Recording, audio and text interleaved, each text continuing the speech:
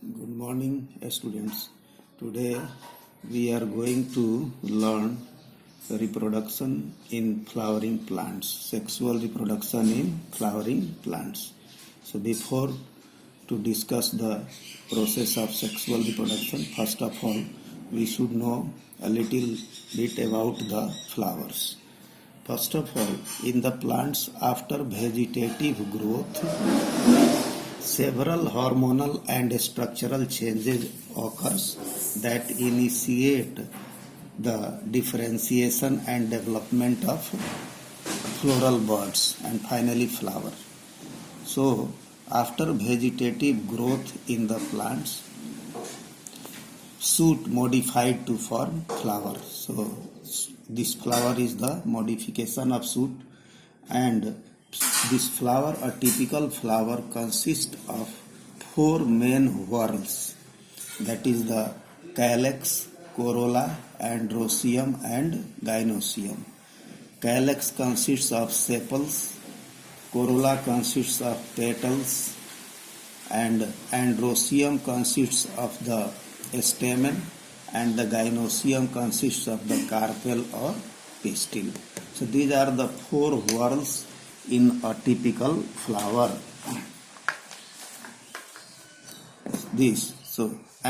All these whorls, that is the calyx, corolla, androecium, gynoecium, are based on a thalamus, a receptacle, and then from the thallus this is the pedicel that attached with the plant body. So this is a different parts of a typical flower that consists of the four whorls: calyx, that consists of sepals, corolla consists of the petals, androecium consists of the stamen, and the gynoecium consists of the carpel or pistil. And this is the thalamus. On the thalamus these four whorls are attached. Now we will talk the reproductive organs. So in this a typical flower, this stamen is the male reproductive part, and this carpel or pistil is the female reproductive part. A stamen consists of anther and filament. In the different species of plants, the number and the length of this anther is variable. In different species, there is the different numbers of stamens and the different height or different length of the stamens. A typical anther is bilobed, having the two lobes. This is the one lobe, this one is the another lobe, and each lobe contain two microsporangia or pollen sacs. So in a typical angiospermic anther, it is typically bilobed. There is the one lobe and this one is the another lobe, and each lobe contain two microsporangia or pollen sacs. But during maturation, these two microsporangia or pollen sacs are fused together and forms the single chamber. This is the one chamber and this one is the another chamber. So this is also called the dithecous condition. So a typical anther is bilobed and it is the dithecous. The bilobe, there is in the beginning there is the two lobes, and in each lobe there is the four microsporangia or pollen sacs, and this microsporangia contain pollen grains. But during maturation, these two microsporangia or pollen sacs are fused together to form one chamber. So there are two chambers. This is called the dithecous condition. Now we will talk the structure and function of a microsporangium. So this is the half part of a microsporangium or pollen sac. So a microsporangium consists of four wall layers. That is, the outer layer is the epidermis, and the second layer is the endothecium, then two or three layers of middle layers, and then inner layer is the tapetum. So these are the four wall layers of a typical microsporangium or a pollen sacs. Outer layer is the epidermis, then endothecium, then 2 or 3 layers of middle layers, and the inner layer is the tapetum. So this is the structure. And now in the center of this microsporangium there is the group of homogeneous cells that forms the sporogenous tissue. So this is the sporogenous tissue. So in the center of each microsporangium there is the group of homogeneous cells that forms the sporogenous tissue, and each cell of this sporogenous tissue have ability to form microspores. So it is also called microspore mother cells.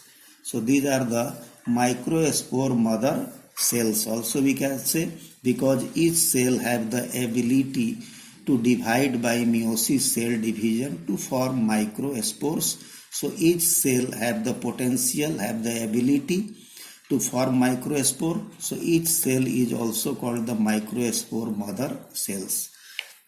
Now outer these 3 layers are protective layers, while this inner tapetum layers, it provide nourishment for the development of pollen grains or microspores. So tapetum provide nourishment to the pollen grains, as well as tapetum also provides the material for the formation of wall layers in the pollen grains. This is also the function. Now we will talk the development of microspore or pollen grains or female or male gametophyte development. Now so these cells of microspore mother cells divide by meiosis cell division and forms the microspore. In the beginning these microspores are found in the form of tetrad, because in the meiosis cell division one cell divide to form 4 daughter cells, and these all four daughter cells are in the beginning are attached together. That is called the pollen grain tetrad or microspore tetrad. But now we will talk the development of this male gametophyte or the development of microspore or pollen grains. When the anther mature and it dehydrate, so these microspore cells are separated. Suppose this is the one microspore.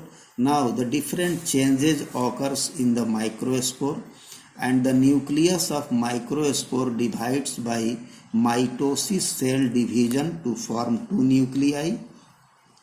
One of the nuclei form the generative cell, and another nucleus that found in the central cell, that is called the vegetative cells. And this pollen grain surrounded by 2 wall layers. Outer wall is called the exine and the inner wall is called the intine. So there are the 2 layers. So during the formation of male gametophyte or development of microspore, so each microspore have different changes occurs, and its nucleus divides by mitosis, form 2 nuclei, and it forms the 2 cells. One is the generative cell, another one is the larger cell that contain the reserved food materials, that is called the vegetative cell, and this is spindle shaped cell that float in the vegetative cell, in the cytoplasm of vegetative cell, that is called the generative cells. Now the wall of this pollen grain consists of 2 walls, that is the outer wall is the exine. This exine consists of sporopollenin. This consists of sporopollenin chemical, while this intine means the inner wall consists of cellulose and pectin, pectocellulose we can say.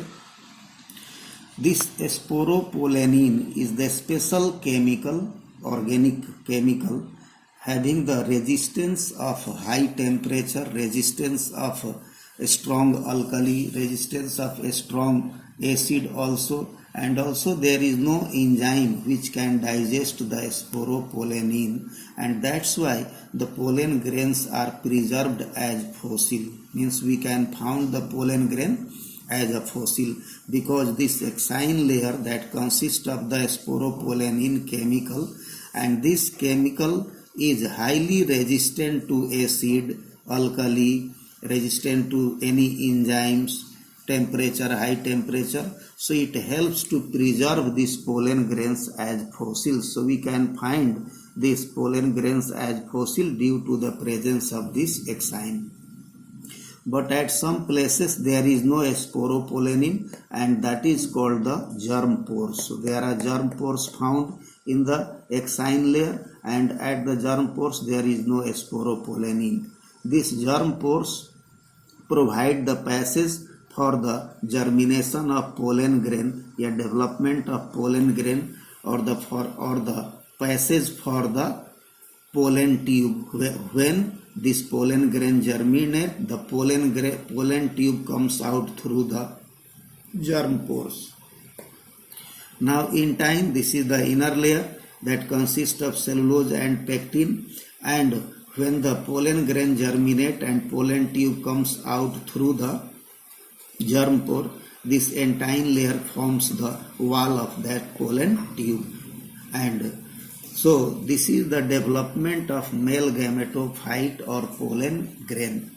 So here we learned that what is the structure of flower. Then we studied the structure of this stamen, and then in the stamen there are the 4 microsporangia or the pollen sacs. Here we studied the structure of this microsporangium, and then function we studied that we also learned that the function of this tapetum layer that provide nourishment always for the development of pollen grains. This sporopollenin or this exine material that is provided by this tapetum layer.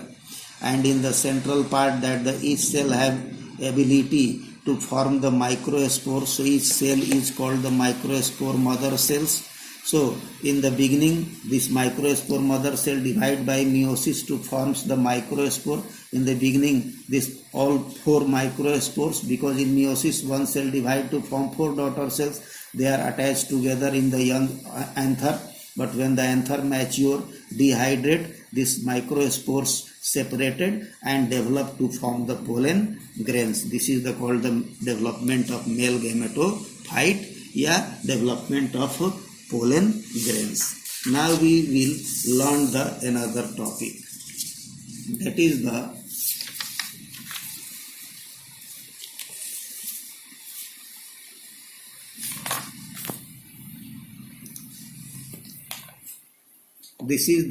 a carpel or pistil consists of 3 parts. That is the stigma, style, and ovary. And ovary contain ovule. This is a typical ovule. Ovule attached with the placenta in the ovarian locule, ovarian cavity. Now a typical anatropous ovule consists of these different parts. First of all, the ovule attached with the placenta by a short stalk that is called the funicle, and the main body of this ovule attached with the funicle by hilum. So this is actually junction between the body of ovule and the funicle, that is called the hilum.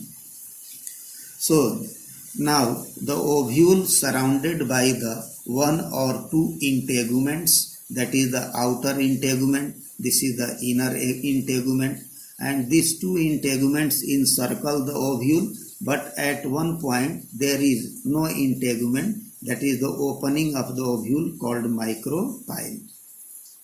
Inside the integument there is the nucellus. This is the nucellus. So in the nucellus there is the embryo sac or the female gametophyte. So now we will learn that how this female gametophyte or embryo sac develop. So one of the cells in the nucellus at micropylar end differentiate to form the megaspore mother cell. What I said? So one of the cells of this nucleus at micropylar end differentiate to form the megaspore mother cell. The end opposite to the micropylar end is called the chelazal end. Now, so at the micropylar end in the nucleus, one of the cell differentiate to form megaspore mother cells, and now this megaspore mother cell, suppose this is the megaspore mother cell surrounded by the nucleus. This megaspore mother cell developed to form the megaspore, that is called the megasporogenesis. So, formation of megaspore from megaspore mother cell by meiosis cell division is called megasporogenesis. So, first of all, how this megasporogenesis occurs, first we will learn. So, the nucleus of this megaspore mother cell divide by mitosis to form the two nuclei. So this is the two nucleate stage.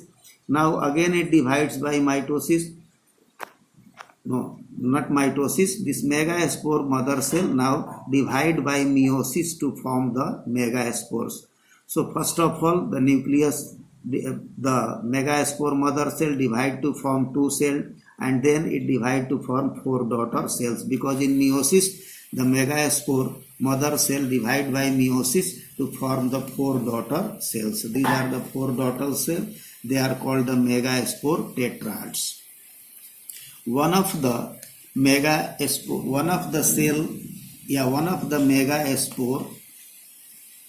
develop to form the functional megaspore, while the remaining three megaspores degenerate.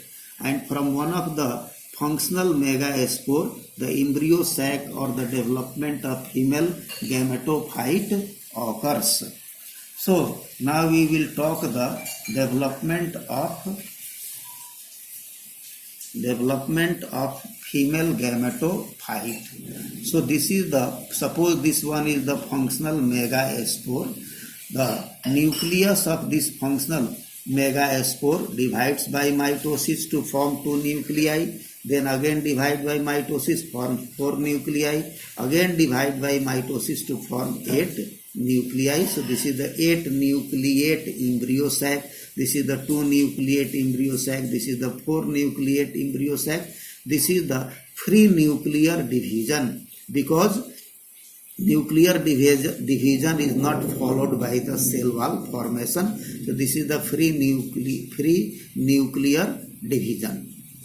After this 8 nucleate condition, the 4 nuclei arranged at one end, suppose this is the chelazal end, 4 nuclei arranged at the micropylar end, and then cellularization starts, means the cell wall formation starts. So at the chelazal end, these 3 cells are formed, and that cells are called the antipodals. Likewise, at the micropylar end, 3 cells develop, that is forms the egg apparatus. This egg apparatus consists of 2 synergids and 1 egg cell, and the remaining 2 nuclei found in this central cell, that is called the polar nuclei. So this is the development of female gametophyte or embryo sac from one of the functional megaspore. So this type of development is also called the monosporic development of female gametophyte. So this is the monosporic, in which the one of the functional megaspore forms this embryo sac or this female gametophyte. So what we learned that in complete this process, one of the cells at micropylar end in the nucleus differentiate to form the megaspore mother cell, and then suppose this is the megaspore mother cell. This megaspore mother cell now divide by meiosis cell division. Meiosis I am saying. So one cell divide to form 2 cells, then 4 cells, because in meiosis one cell divide to form 4 daughter cells. So this megaspore mother cell divide by meiosis cell division to form 4 daughter cells, that is called the megaspore tetrad. Out of these 4, 3 megaspores degenerated while 1 developed to form a functional megaspore. Now after that, the nucleus of this functional megaspore divided by mitosis cell division.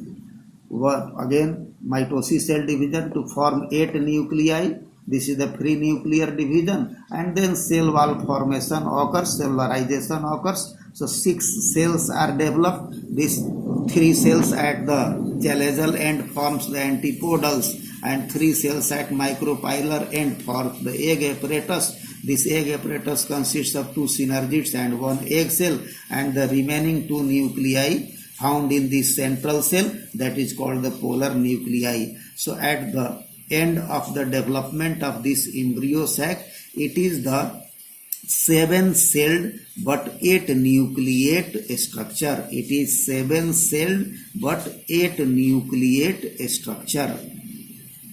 So this is the development of female gametophyte. So today we learned that the development of male gametophyte or pollen grain and the development of female gametophyte we studied. So, and also we studied the structure of microsporangium. We also studied the development of this megasporangium or ovule also we studied. Microsporangium also studied. So in the most of the angiosperm, this male gametophyte or pollen grain is in the 2-celled condition. So when the anther dehisces or it rupture or burst, so in most of the angiosperm, the pollen grain or male gametophyte, that when the anther dehisces found in the 2-celled stage, that is vegetative cell and generative cell,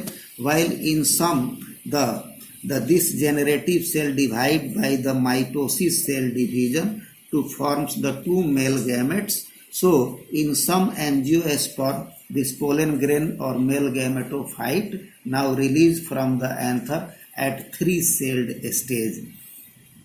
So in most of the angiosperm, it is dehisces or it is released from the anther in the 2-celled condition, while in some this generative cell divides by mitosis to form 2 male gametes. So it dehisces or it released from the anther in 3-celled condition, that is the 2 male gametes and the 1 vegetative cell. So now we will discuss that one question, that in the angiosperm the female gametophyte is the 7-celled but 8 nucleate condition. Explain, ऐसा question आएगा परीक्षा में, इसको explain करना होगा कि after the development of this female gametophyte और what called the